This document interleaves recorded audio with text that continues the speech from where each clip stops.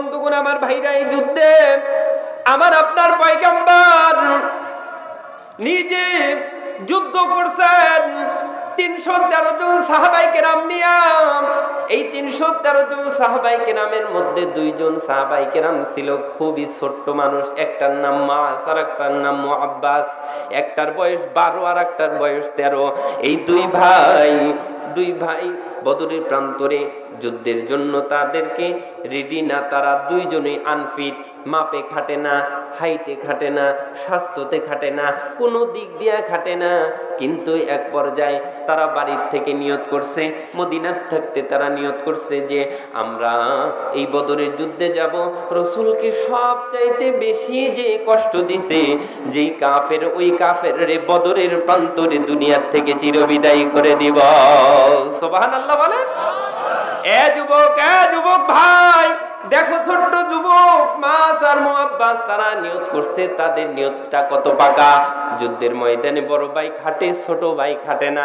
রাসূল ডাক দিয়ে বলে দুইজন, একজন নেওয়া যাবে আর একজন রে নেওয়া যাবে না। দুই ভাই প্রতিজ্ঞা করছে, ভাই রে তুমি একসাথে, আমরা দুই ভাই একসাথে থাকি, একসাথে খাই।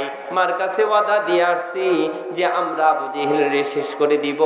তো তুমি একা একা যদি জান্নাতে চলে যাও, আবু জেহেল রে যদি মারো, তাহলে আমি যদি মারতে না পারি, তাহলে আমার মনের মধ্যে ব্যথাটা সারা জীবন থেকেই যাবে। ও ভাই, যেভাবে পারো আমারে নাও, না হলে তোমারে ছাড়বো না। ও বন্ধুরা, ভাইরা, এমন সময় ছোট্ট ভাই রাসূলের দরবারে ডাক দিয়া বলে, নবীজি বড় ভাই রে নিলেন, আমারে নিবেন না কেন? নিবেন না? এই ছোট ভাই বড় ভাই লক্ষ্য করে ডাক দিয়া বলে, নবীজি গো, এই বড় ভাইয়ের চাইতে আমি বেশি শক্তিশালী। পরীক্ষা যদি করতে চান আমাদের দুই ভাইয়ের কুস্তি লড়াইয়া দেন। আম্মা গল্প শোনায় কাদেরকে?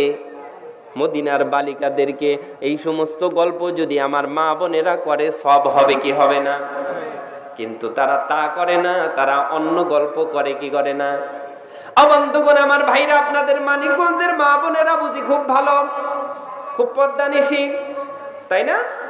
নামাজ কালাম ইবাদত বন্দিগি খুব করে বাংলাদেশের প্রত্যেকটা জায়গায়। কিন্তু একই অবস্থায় ইসলামের মধ্যে সবাই নাই, শুধু মুখে ইসলাম, ভিতরে নাই। কথা বলেন ঠিক না বেঠিক? ইসলাম মানে শান্তি, ইসলাম মানে শান্তি। একজনকে জিজ্ঞাসা করলাম যে ভাই, ইসলাম যেখানে শান্তি আছে ওইখানে